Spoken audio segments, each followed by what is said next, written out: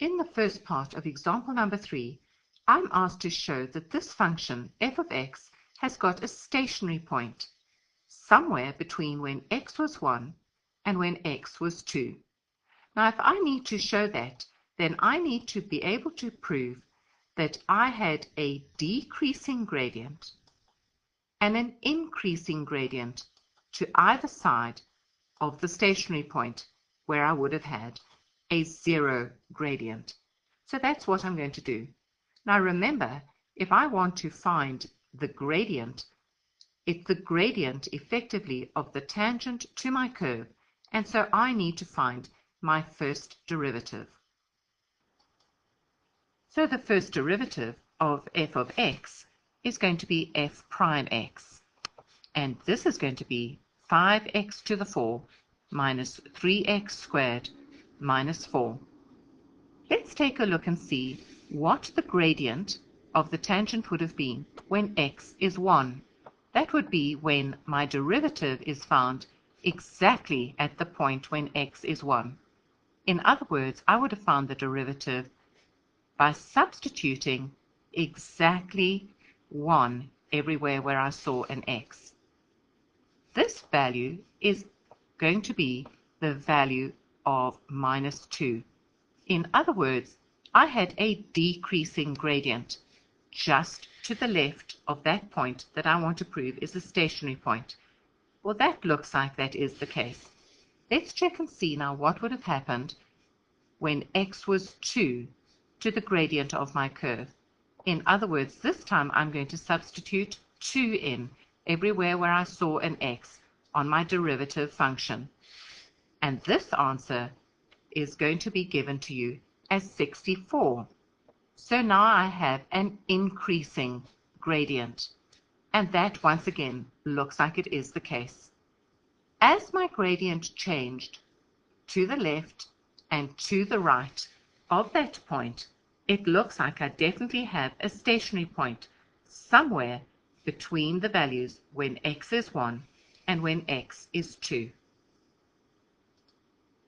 In the next part of the question, I'm now asked to find what the stationary point actually would be, correct to 3 decimal places.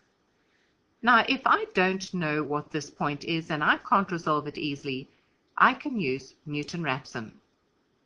Now, I need an estimate somewhere between 1 and 2. If you take a look at my graph that I've already drawn, you might have chosen 1, 2. But if you didn't have this pictorial explanation of what it looks like, then you wouldn't have known where that would have been between the values of 1 and 2 for x. So we're going to start with our first estimation as 1, 5. Now, as a derivative function is also a function, I can still use Newton-Rhapson. But where I would have put my function over my first derivative, I now put the first derivative function over the second derivative function. And it's going to look as follows.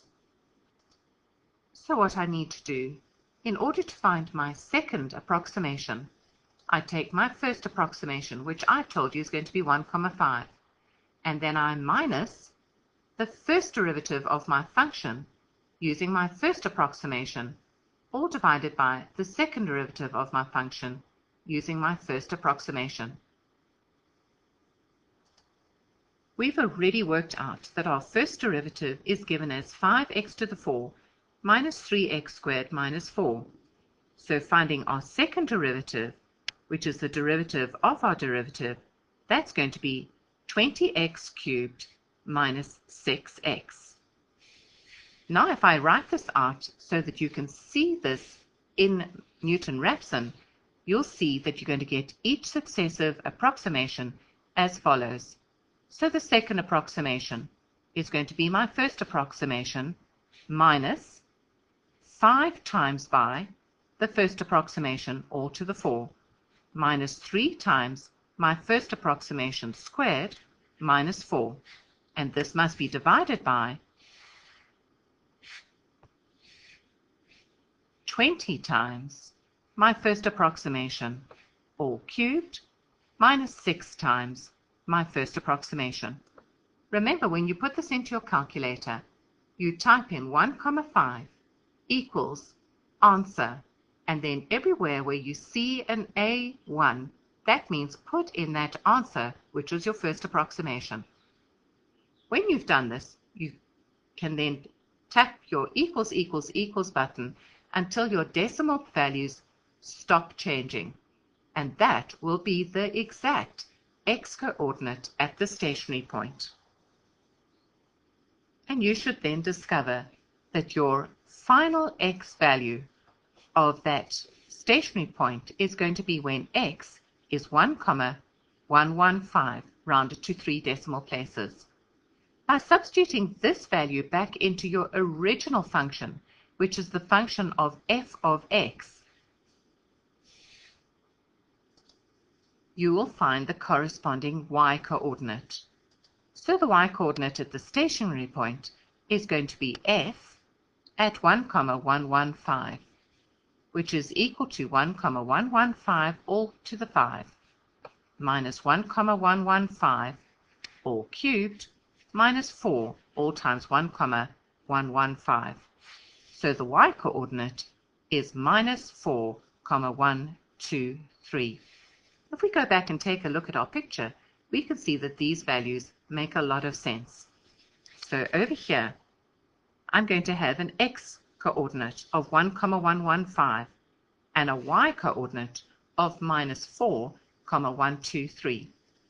In the last part of the question, I'm going to test to see whether this stationary point is a local maximum or a local minimum turning point.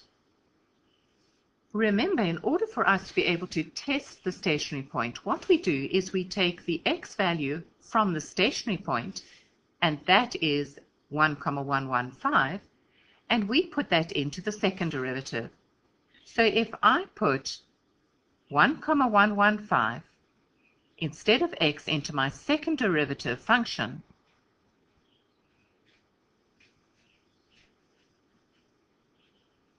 I can see whether it's going to be a local maximum or a local minimum. As the answer that I get is 21,034, which is a plus number, I know that I've got a local minimum.